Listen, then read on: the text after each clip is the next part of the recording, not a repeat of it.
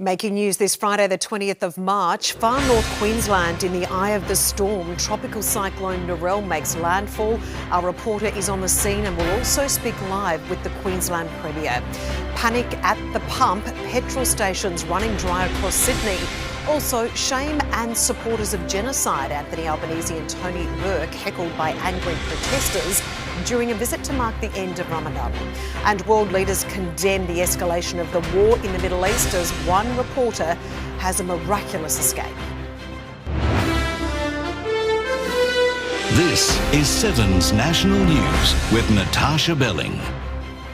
Good afternoon. Tropical cyclone Narelle has made landfall this morning in far north Queensland, falling just short of a Category 5 system. Joining us now with the latest details, let's cross to our reporter Jane Richards in Cooktown. Jane, good afternoon from here. Residents have been urged to take shelter. Yeah, good afternoon. That is the case in those northern remote communities, but here in Cooktown we seem to have somehow dodged a bullet. The worst of what we felt was some really strong wind gusts last night, but this morning the sun is out, the locals are out, and the worst issue so far seems to be about 180 people in the Cookshire without power. Tropical cyclone Narelle across the coast is a Category 4 system around 7 o'clock this morning Queensland time. It was 50 kilometres north of Coen, and it was those coastal communities which really felt the brunt of the impact. Those videos showing strong wind whipping through their houses, and we have had reports of some trees down, but nothing too serious so far. The issues have been widespread, though, all the way down in Cairns, which is very far south compared to the eye of the storm. There's been storm surges in the northern beaches, so water over roads there and plenty of erosion. The system does now look to be tracking a little bit further north than first thought, and it's put areas surrounding Lockhart River in the firing line. We spoke to a resident there who also runs a tourism company. Thankfully, he is in the wet season at the moment, so of course there's no visitors, but he's decided to shelter at home, and this is how it's going. We're right on the coast, so you can see the surf and the swell is insane. Yeah, the wind is just relentless and really gusting. When the gust comes, you feel the whole house shake and you just wonder what's coming off the roof or whatever. But so far we're still intact. Now that Narelle has made landfall here in far north Queensland, she will beeline directly across the Cape and make it to those western communities like Arakoon and Weipa by around 7 o'clock tonight. Those communities have been put on alert. Emergency alerts issued very early this morning, telling them to prepare for the impacts. She is on her way. Jane, thank you. Now we are joined live by the Queensland Premier, David Crisafulli. Premier, thanks so much for joining us on what is a very, very busy time for authorities. Can you bring us the latest information you have for affected residents in far north Queensland? Yeah, thanks, Natasha. Moments ago, the tropical cyclone was just downgraded to a Category 3 as it's moving westward across the coast. That's still a really significant system, and what we've seen on the eastern part of the Cape has been some quite significant damage to trees and to buildings. And there's no doubt that the sting in the tail will be a large amount of rain. We've got reports of a couple of hundred mils falling in some communities already this morning, and with already swollen catchments, that really does mean the risk of those flash flooding is present once that wind continues to go through. Premier, you just mentioned there, thankfully, the weather system has been downgraded, but how important is it to warn affected residents that this danger is not over yet? Oh, it's vital, and so far those on the eastern part of the Cape have done a remarkable job in staying put during what's really challenging circumstances. People in far north Queensland this isn't unusual, they know how to handle this well, but it has been a big system. A Category 4 system crossing the coast is a big deal, and our message to those on the western side of the Cape is that the worst is still to come. It is still moving across, and even though we've seen that downgrade, that remains a significant system that will provide significant challenges. But I want to assure people that we've really well prepared for this. We've got resources on the ground, and already we're seeing communities that have lost power. Some of them have already been re-established, and that sort of shows you the dedication of those people working in that space, those ergon workers, but also the emergency services personnel. We've had police going door to door this morning, making sure that people are well aware what's coming. It's a remote part of the state. It means at times getting messaging to everyone can be a challenge. But overwhelmingly, people have prepared really well, and we've taken it seriously, and so have locals. Premier, in regards to, we're hearing reports the Cohen weather station dropped out with wind gusts of only around 50 k's an hour. There was a concern the weather station wasn't properly maintained before landfall. But given the advance warning, were there concerns with that weather station that people weren't adequately prepared, authorities? Look, Tash, I've been a long-term critic of the need for better infrastructure for the Bureau of Meteorology. I've been a very long-term and vocal critic of that, because in the end, whether or not it's wind ratings or water flow, good information is life or death for these communities. It's really important, and increasingly you can see the frustration at a local level, and that's something that we'll continue advocating to the federal government. As I said, I've been doing it over a long period of time across multiple governments. It's something that really means something to people in regional Queensland, so we'll keep fighting the good fight on that. We really appreciate you joining us, Premier. Thanks so much, and we are thinking of all the affected residents in Queensland. Thanks again. Thank you very much. The Prime Minister has been heckled by protesters at Lakemba Mosque in Sydney southwest this morning. Live now to Josh Martin in Parliament House. Josh, what was Anthony Albanese doing at the mosque? Good afternoon, Tash. These demonstrators have been labelled extremists. They yelled shame, disgrace and genocide supporters at the Prime Minister and Home Affairs Minister this morning.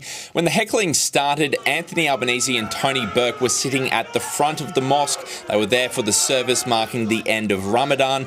Security then escorted the two politicians out of the venue as the abuse continued. And the protest, we understand, was in relation to the conflict in Gaza.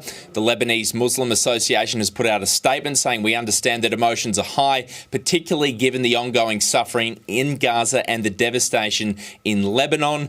Choosing to engage with the elected leadership of this country is not a betrayal of those concerns. It is how we give them a voice." Here is some of the protest. Genocide supporters. Allahu Akbar, Allahu Akbar, Allahu Akbar, walillahi alhamd. And Josh, in other news today, onto the fuel crisis. The federal government has now struck a deal to keep our two refineries operating for longer. Tash, the Ampol refinery in Brisbane and the Viva refinery in Geelong have been receiving government subsidies since 2021.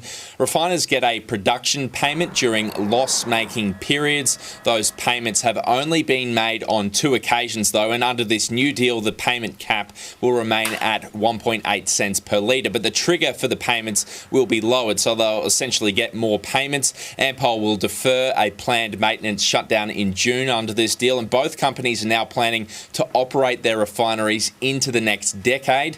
Meanwhile, the National Party are proposing drilling in the Great Australian Bight to boost domestic production, and they've used a slogan we've heard before. Prime Minister, it's time. Drill, baby, drill. Mr Canavan, to be fair, has never really had a very constructive approach to renewable energy. Meanwhile, Tash, the Albanese government is considering a potential new levy on gas companies in May's budget. The tax would collect some of the windfall profits from higher global prices that have been caused by the war in Iran. Ministers aren't denying this story, but they're simply saying they won't comment on cabinet matters. Tash? Josh, thank you. Meantime, fuel rationing is still on the cards for New South Wales as the fuel crisis continues to escalate, with petrol stations now starting to run dry across Sydney. Live to our reporter Sam Payne with the details. Sam, good afternoon. We understand the Premier for New South Wales has also provided an update today. Yeah, good afternoon, Tash. He did here in inner West Sydney, where currently I just want to give you an update on an everyday price. $2.47 for unleaded, $2.89 for diesel. That's nearing $3. If you told an everyday Australian that their diesel could be close to $3 only 3 weeks ago, they wouldn't believe you. But now it's everyone's issue as that cost continues to crunch. But as I said, Premier Chris Minns gave us an updated figure on the amount of stations out of fuel. I'm going to read those to you now. Across New South Wales, 42 have no fuel at all. 107 stations don't have diesel, and the other 2,500 across the state do have access to fuel. Now, you did mention the fuel rationing scheme. He did put that to rest. He said that that is just wargaming at this point in time for if that conflict continues to go. He spoke about it. Take a listen.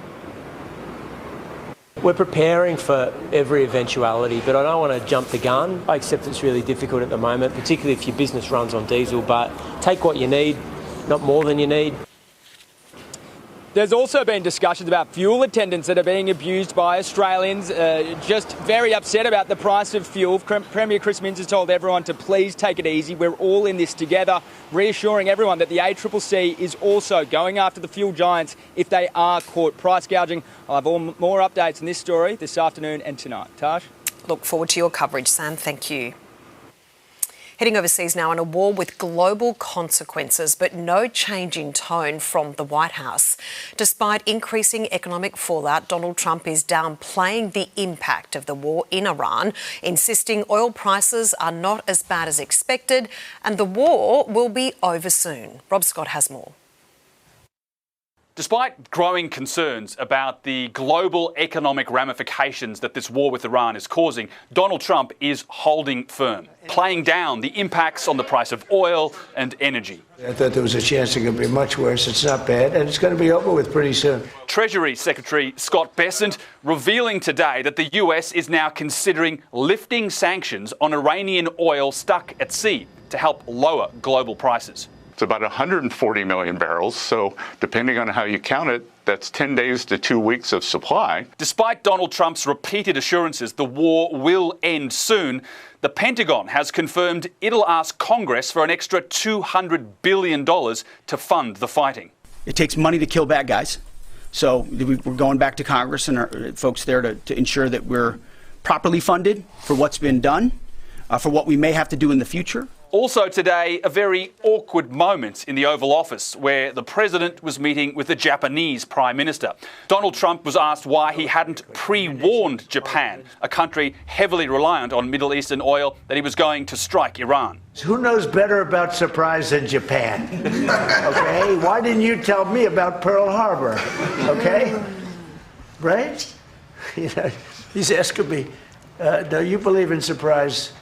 I think much more so than us. So some awkward laughter there. Another example of how Donald Trump does things his way and how he's more than happy to throw out decades of diplomatic norms. Rob, thank you. Meantime, world leaders are calling for an end to the Middle East war amid ongoing fears it could spiral into a wider conflict. Gulf countries condemning a dangerous escalation after new strikes on critical oil infrastructure. More than 1,000 people have been killed in Lebanon, with a reporter for a Russian news outlet caught in the crossfire.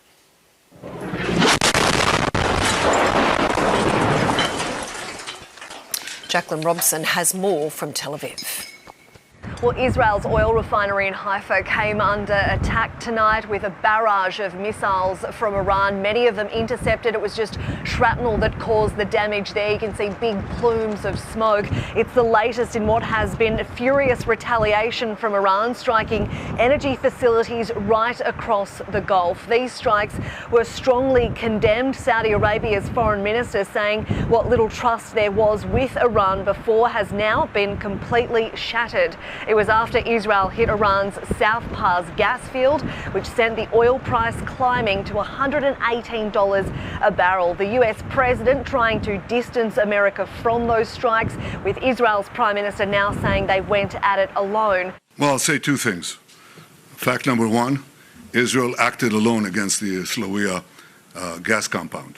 Fact number two, President Trump asked us to hold off on future attacks, and we're holding out. Now, in a possible first of this war, the US has suffered a fighter jet suffering damage. It made an emergency landing at a base here in the Middle East. Iran is now claiming responsibility for that. Meanwhile, Israel says it's wiped out the naval fleet of Iran in the Caspian Sea. It's often used to transfer weapons with Russia. It's also said that Iran's ability to enrich uranium has been depleted. Jackie, thank you. 3 passengers have been rushed to hospital after an incoming flight to Sydney Airport experienced significant turbulence. Let's go live to our reporter Emily Francis with the details. Emily, good afternoon. What more do we know? Good afternoon, Tash. Well, it was quite a sudden mid-air scare on approach to Sydney this morning, with serious turbulence, landing 3 cabin crew in hospital. We're hearing those flight attendants were thrown into the air and passengers jolted from their seats.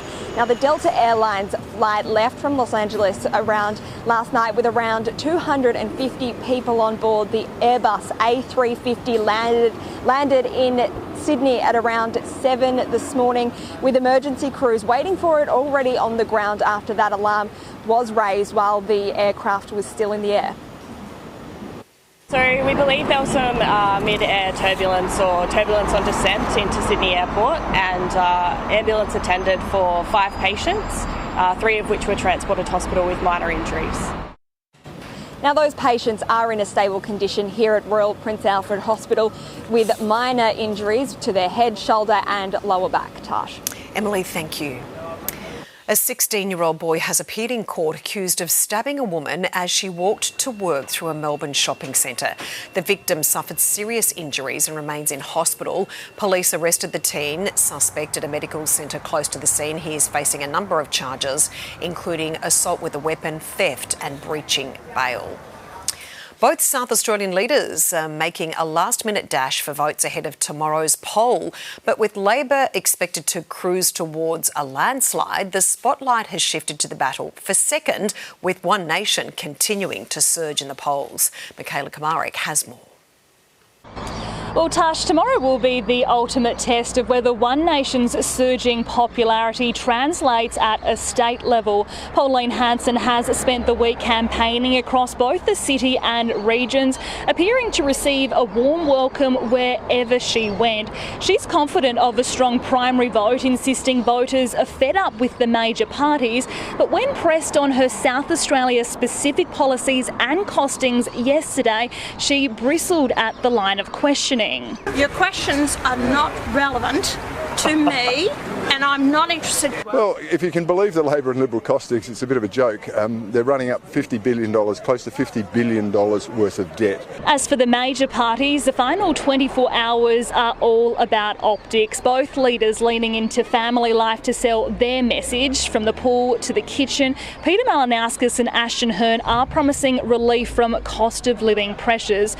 The Libs talking up its pledge of 50-cent public transport fares and free flu vaccines, while Labor is doubling down on its promise of free school fees, cabs and after-school activities. Now, it's the final dash to the finish line, but with more than 350,000 early ballots cast, many South Australians have already locked in their choice. Michaela, thank you. Time to check the weather details now. Sydney, showers 27. Canberra, shower or two on the way. Possible storm, top of 25. Melbourne, partly cloudy today, 22 degrees. 23 and partly cloudy for Hobart. Adelaide, mostly sunny, top of 27. Perth, mostly sunny, top of 34. And 31 degrees and showers for Darwin. Well, coming up after this short break, how to points hack your way to prosperity. An expert explains how loyalty programs can help line your hip pocket in a cost of living crisis.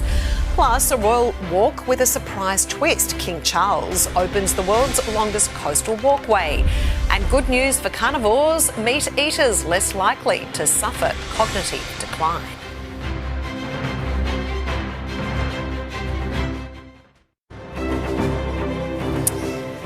A teenage boy in Sydney's eastern suburbs will face court today after allegedly firing an air gun at another student yesterday. Clementine Cuneo has more.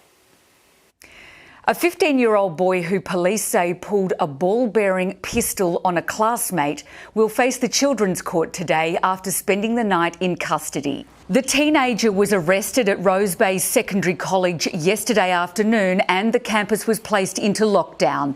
Police allege that at around 11:30 a.m, the teen showed another student what appeared to be a firearm before firing a pellet at him. The projectile struck the student, but there were no reports of injuries. The teen was taken to Surrey Hills Police Station, where he was charged with possessing an unregistered pistol in a public place, stalking and intimidating with intent to cause physical harm, and firing a firearm in a public place. 7 News understands the alleged victim contacted his parents, who then called police to the school. Police seized a ball-bearing style firearm believed to have been used in the incident and are still investigating the matter. Clementine, thank you. Hikers along England's iconic coastline have found themselves sharing the view with the King. King Charles stopping to greet locals as he officially opened a very special coastal path around England. Sarah Jane Bell has more. Cyclists and walkers were left with quite the surprise when they were joined by the King at the iconic Seven Sisters site as he was out on a lovely spring stroll. Now, he was there to open the world's longest managed coastal path that has been named in his honour, the King Charles III England Coast Path. Now, that's more than 4,300 kilometres long, and it's been more than 18 years in the making. That's actually 7 Prime Ministers here in the UK. But today it was open and to much applause. There was plenty of people that were there stopping to take pictures with the King, and some were even lucky enough to have a chat. Pretty surreal. Did you expect to see the King today? No, not at all. Not at all. No, we live in the valley, so we cycle here quite a lot and stumbled across it by chance. Did you expect to see him today? No, we thought someone was joking when they said to us the King's along there. We nearly went somewhere else for a walk, so we're pleased that we came here. The Prince of Wales was also out today showcasing his charity Homewards in Bournemouth. He was actually joined by some representatives from Australia who were there to learn about the charity's program to prevent youth homelessness. Sarah Jane, thank you. Soaring petrol prices are putting extra pressure on household budgets already stretched by the cost of living crisis. But experts say there are ways to cut costs and ease financial pain. To tell us more, we're joined this afternoon by consumer and loyalty expert at Committed to Collect, Dina Shanahan. Dina, thanks so much for joining us. Let's start with fuel. We know petrol prices and diesel prices are soaring at the moment. What ways can we save with loyalty programs at the Bowser? You're right, Tash. So all of us actually have a lot of us actually have joined up to loyalty programs, but we don't actually realise how they can actually save us money. So in fact, with fuel, we know that we can also save money and we can get points at the same time. So holidays don't always have to be in doubt. 7-Eleven is a fantastic example. 7-Eleven have what they call a fuel lock, where they search around 5 different fuel stations in your area of 7-Eleven, and you can lock in the most discounted rate for a 7-day period. So that's a great saving. Everyday Rewards and Shell Express also provide great savings. We can get up to 4 cents off a litre, and we can also stack those offers and get another 4 cents off as well. BP, another one. While we don't necessarily get a discount at the Bowser, we do actually get Qantas points when we scan that card, which can go towards a holiday. So what I would say, a lot of families are running 2 or 3 or 4 cars, particularly with teenagers. So it is a great time to sit down as a family and have this discussion as a family where you can save points or save money and actually collect points together. And Dina, what about supermarkets? We know, as well as petrol prices, the cost of groceries are soaring as well. How can we save with loyalty programs at supermarkets? Yeah, sure. So there's two great programs that a lot of us actually aren't aware of. So Woolworths have a program which is called Extra, and Coles have a program which is called Coles Saver Plus, and that can give us up to 10% off a grocery shop a month. They are a subscription-based model. They cost us around $7 a month to be a part of, but we can save up to $50 a month on that. So that's actually a net return of about $430 a year, which is an incredible saving, and particularly for large families. And what about travel? Because some people may be delaying their travel because of what's happening in the Middle East at the moment, but there are still some bargains. Yeah, look, I think what we need to understand with travel is, like anything, this too will pass. But if you can actually get into a bit of a hoarding mode, look at ways that you can actually collect your points at the moment. Look at the programs that you're part of. For example, the NAB have an account or a program called Goodies, which gives 10% off fuel at the moment. So that can contribute to savings in your fuel program. A lot of us have a telco like Telstra, and Telstra actually have great points programs where we can save money on movie tickets. We can save money on family gifts and things like that. So holidays don't have to be not within reach. They might certainly change the destination where we're going, but if we learn to maximise loyalty programs, savings and points, then you still can travel. Every dollar makes a difference. Dina, thanks so much for joining us. Certainly does. Thanks for having me. Eating more meat could lower your risk of dementia, especially in older people with a high genetic risk. Swedish researchers have found that over 15 years, a higher intake of unprocessed meat was linked to slower cognitive decline in half the subjects with a genetic predisposition. In contrast, those who ate more processed meat, including sausages and salami, were likely to have worse outcomes. Stay with us. Coming up next in sport, Hawthorn silence Charlie Curnow and the Swans in an MCG nail-biter. Plus, the Bulldogs remain unbeaten in the NRL after holding off the Raiders in Canberra. The scientific breakthrough lightening the laundry load, and Beatles legend Sir Paul McCartney sits down to tell all.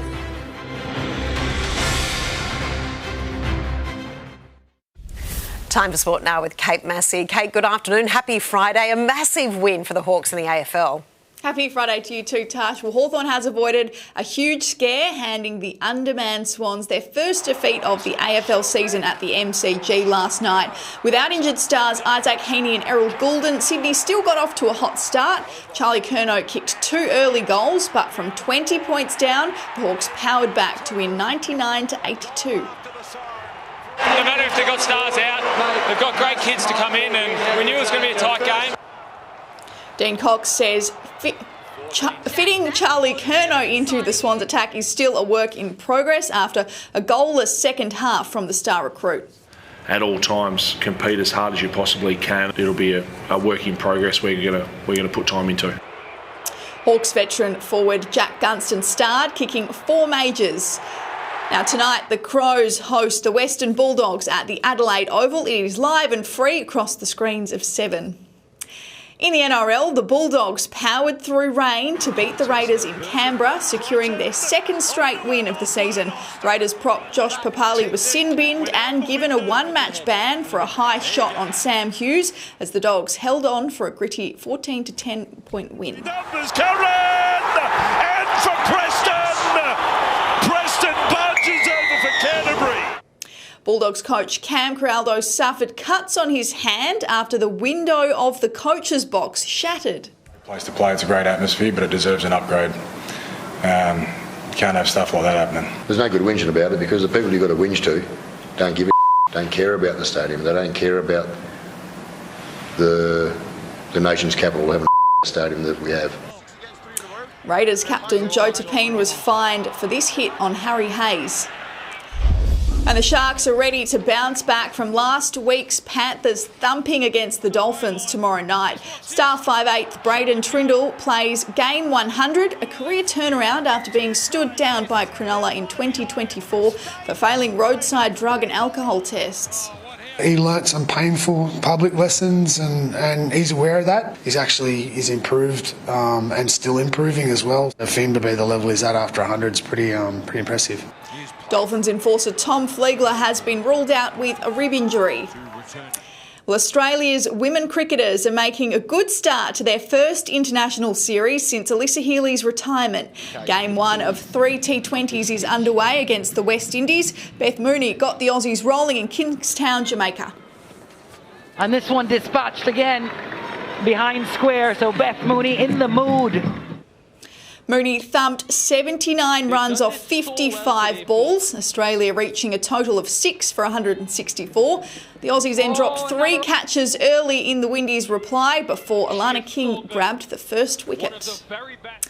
The great Bruce McAvaney is backing champion jockey James McDonald to make racing history at Rosehill Gardens in Sydney tomorrow afternoon. McDonald needs just 2 Group 1 wins from his 5 races to break Damien Oliver's Australian record of 129 victories. There are 5 opportunities. He's got 5 very good rides. I think there's a very real chance that by tomorrow night we'll have a new king in terms of Group 1 racing in Australia. McAvaney's tipping favourite Cheyenne to win the $5 million Golden Slipper. Coverage is live and free on 7. There is plenty happening on the screens of 7 this weekend, Tash. That is all in sport. See you soon. Thanks so much, Kate. Well, coming up next on the debrief, will our oldest department store survive? David Jones's future in doubt. Also, the world's happiest country is revealed, but Australia slides down the prestigious list. We reveal why. And hats off to hair loss. Are bald men more attractive?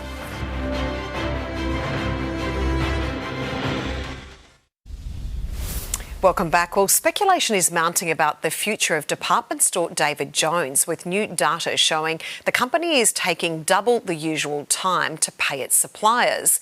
Joining us now on the debrief is Nick Hayes from Media Stable in Adelaide and Annabelle Brett from Mix FM on the Sunshine Coast. Good afternoon to both of you. Nick, what are your thoughts on this? Because there's an indication that if they're not paying their suppliers, there may be concerns over cash flow. Do you think we'll see David Jones and other department stores like Myer disappear? Oh, I hope not, Tash. 180 years of selling, and you almost sort of qualified yourself as either being a David Jones shopper or a Myers shopper, and David Jones always had that sort of little bit of an elite edge. The real issue, I think, and obviously cash flow is an issue. Everyone's doing a cost of business. They've got cost of business problems, but I think the real issue is that people are buying online and they're not really wrapped with the customer service when they go into the stores either. I mean, try and find someone working on the floors. It's almost near impossible. So that's the challenge, I think, for the big shopping centres. I'd hate to see it disappear because even as a male, I don't mind going in and having a bit of a browse and look around. I'd rather do that than scroll through websites and online pages. Annabelle, for you, do you love popping in and seeing things in real life in shopping centres? And do you think, as Nick just said, that service is a big problem in these department stores? That's their point of difference, right, compared to online shopping? Yeah, absolutely. I loved a David Jones experience as a kid, and I always thought the older I got and the richer I got, that might become a little bit more common. For me in particular, as a girl, when you were bra shopping, going to David Jones and knowing someone was going to take care of you was the best. That was the point of difference. But like Nick said, they've lost their way. I went into David Jones recently and asked for the other shoe of a shoe I wanted to try on. And the woman there was like, sorry, that's not my department. They don't have what they used to have and what they made famous. And I think that's turning people online. Yeah, absolutely, and service is their point of difference. Moving on this afternoon, Finland is the happiest country on earth, according to the annual World Happiness Report, with other countries dominating the top 10. But Australia has dropped to 15th on the list. Nick, are you surprised by this? I am a little. The top 10 seems to be full of Nordic countries that are freezing cold, and I would imagine not really the most comfortable of places to be living. What really freaked me out by this list, not just Australia dropping down to 15th, but Israel coming in at number 8. I couldn't imagine Israel being the happiest or 8th happiest place on the globe right now. So I'm starting to question where these numbers have come from and the quality of this report. I'm saying there's something wrong with it. Annabelle, do you agree?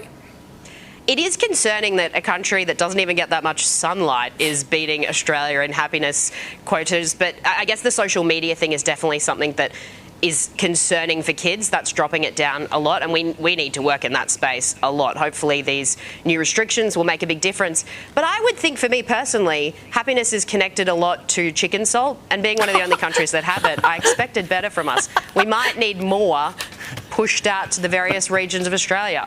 It's just an idea. I'm not in government. Is that chicken salt on hot chips? Yeah, 100%, every single time. And Nick, on anything, really. Yeah, Nick, what makes you happy? Because I think it was like World Happiness Day today or sometime this week. What makes you happy, Nick? Just, good weather, happy family, running around, fresh air, the ability to vote without being fired at. There's lots of things that are going on in our beautiful country. It just makes me happy. Yeah, well said. And finally this afternoon, is bald better? One writer has said men with hair challenges are more attractive, and instead of trying to cover up, they should actually wear their hair loss with confidence. Nick, yes or no? What about balding? Maybe not bald, but what about balding as being sexy, etc.? Look, I don't know. A lot of my friends who are completely and utterly bald will be totally agreeing with this data, but I don't think so. I think if you ask any bald man, they wish they had a head full of hair. But look, beauty's in the eye of the beholder. It is indeed. Annabelle, thoughts? I want to preface this. I am married to a bald man, so yes. They're very sexy. I will also add a couple of perks. Shampoo. The price is only going up. He doesn't use any of mine. And if you have an even easy gift, a bald man will always accept 350,000 hats at all times as a present. There are a lot of perks. I think it outnumbers. I'm into the bald. And do you need to embrace it? Like if you're wearing a toupee, do you just need to embrace it and shave your whole head? Yeah, I reckon. Do it. Save the trip to Turkey. Let that bald head shine. Put some oil on it. Nick and Annabelle, happy Friday. Thanks for joining us. Thanks, Nash. Thank you. Well, coming up next, the latest finance news as the war in Iran shake-ups the market. Plus, a behind-the-scenes look at the upcoming Michael Jackson biopic and Donald Trump's 24-carat ode to himself to celebrate America's 250th birthday. All the details coming up next. Checking this afternoon's top stories now, and there's been significant damage after tropical cyclone Narelle crossed the far north Queensland coast this morning, with residents warned to still take shelter. Plus, panic buying sees petrol stations run dry across Sydney. A miracle miss. A reporter survives a missile attack as world leaders condemn the escalation of the war in Iran. Anthony Albanese heckled at an event to mark the end of Ramadan. And the Swans missing a number of star players, including Isaac Heaney. Now, let's check today's finance news with James Tao from ING Bank. James, good afternoon. It's looking like another down week for our share market as the crisis continues in the Middle East. Yeah, afternoon, Tarsha. It'll make it 3 weeks in a row for our ASX 200 index, currently down about 45 points. That's roughly 0.5%. And over the course of this week, we're down roughly 2%. And since the start of the month, more than 8% decline for our benchmark index since we saw the breakout of the war in the Middle East. So today we've really seen our miners weigh on the market over the course of the week. A number of commodity prices, including gold and copper, have been down quite sharply, about 7% or so. So at the moment, our big names in BHP and Rio Tinto down about 2 to 3%. Our financials, in terms of the big four banks, are also weighing all in negative territory. But to the upside, we have seen some improvements coming through from the likes of our healthcare and also technology stocks. WiseTech is one of the better performers on the market today. And just to end here, Tash, the Aussie dollar, fairly steady at the moment. It continues to hover just under 71 US cents right now. James, thank you. Millions of Australians are facing a retirement reality check, with new data showing that finishing work at 67 is becoming a financial impossibility for many. To tell us more, we're joined now by the Head of Consumer Research at Finder, Graham Cook. Graham, thanks so much for joining us. 67 used to be, many years ago, a good age to retire. It is young, but it's financially impossible for so many people. Why? Quite a few, yeah. This is what I was surprised about from our recent research. Half of Australians say they will not be able to retire at 67. A third say that because they're not going to have enough money available to do it when they reach that age. So definitely there's a kind of shock coming from many Aussies who don't think about retirement, I think, until it's too late. How can you adequately prepare for retirement, though? We'll talk about super in a moment, but there's so many variables that you can't predict, i.e. the cost of living crisis. Yes, absolutely. Cost of living crisis is something that's a big concern. These financial hiccups like this, though, tend to have a more short-term impact. With investing, with things like your superannuation, you want to look at the kind of longer-term impact of that. Mind you, people's super will be taking a hit right now, but when you're thinking about retirement, that's kind of further in the future. And over the longer trend of time, the markets do tend to trend upwards, and you're usually better having your money in there than having it in cash or having it in savings.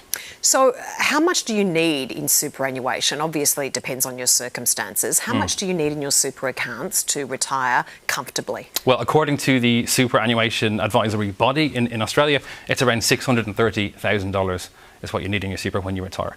The reality is most people have about 200k less than that. So that's the figure you need to aim for to retire comfortably, according to the superannuation experts in Australia. So, Graham, how do we change that? Yeah, okay, so this is key.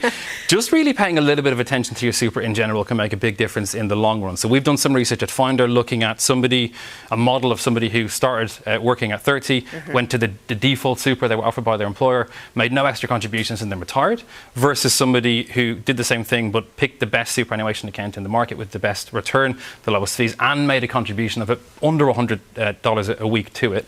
And the difference at retirement is around $1.5 million for the first person, over 5 million, for the person who puts money into their super. So a little effort, a small bit over a long period of time, can make a big difference when it comes to retirement. As long as governments in the future don't change the rules for super. Yes, absolutely. Graham, thanks so much for joining us. Much appreciated. A new spray-on coating could make clothes self-cleaning and lighten the environmental load from laundry.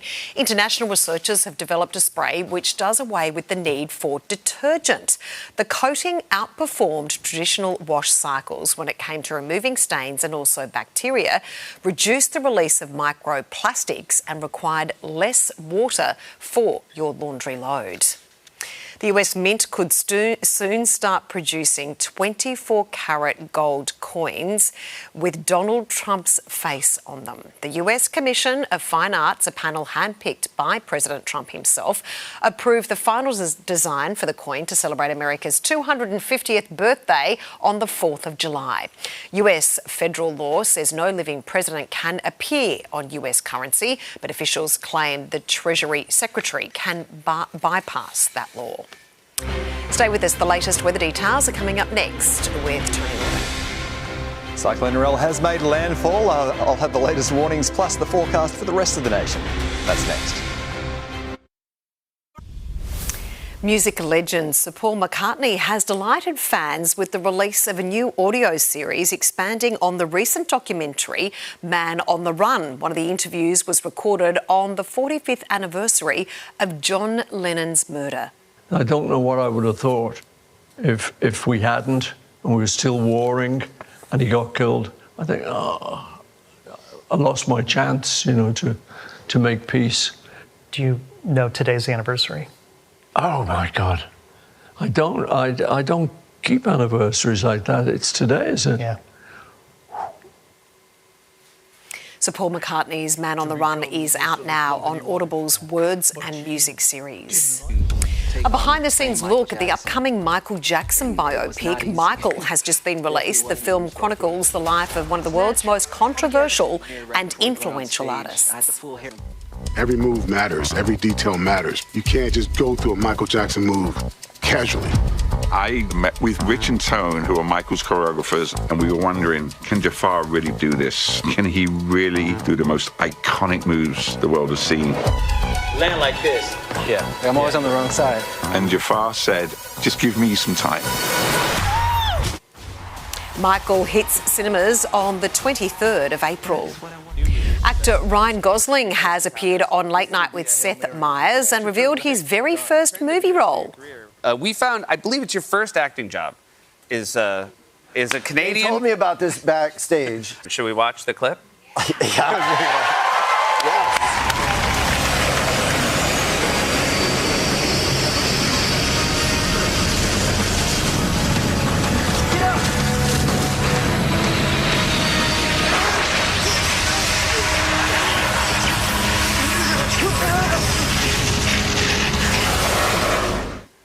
Oh my God!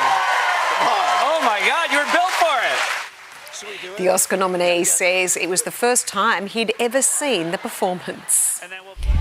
And the award-winning musical The Book of Mormon will return to the Festival Theatre in Adelaide in December. The production follows a pair of mismatched Mormon missionaries sent halfway across the world. The musical is currently showing in Melbourne at the Princess Theatre.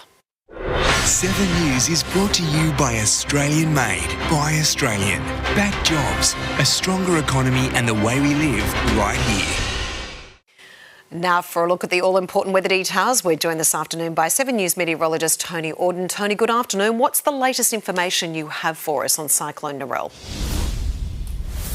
Good afternoon, Tash. Well, Narelle is not done yet by a long shot. She made landfall in Queensland, but could still traverse much of northern Australia in the next week.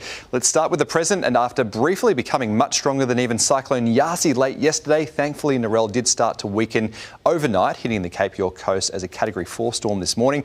At the moment, Narelle has been downgraded to Category 3 and is ambling across the Cape. Expect Narelle to push back over water in the Gulf of Carpentaria late tonight, rapidly re-intensifying as that happens. Before hurrying west, she should bring wild conditions to Weipa and the eastern Gulf Coast by late tonight, then make landfall on the western Gulf Coast as a severe system tomorrow night before eventually pushing across towards the West Australian coast, potentially by next Tuesday.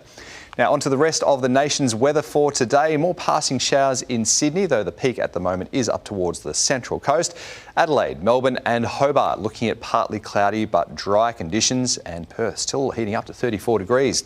Into tomorrow, more rain on the way for Cairns despite Narelle moving away. A flood watch current, that rain should ease on Sunday. A couple of showers in Brisbane and Sydney, with Canberra looking at a possible storm on 24.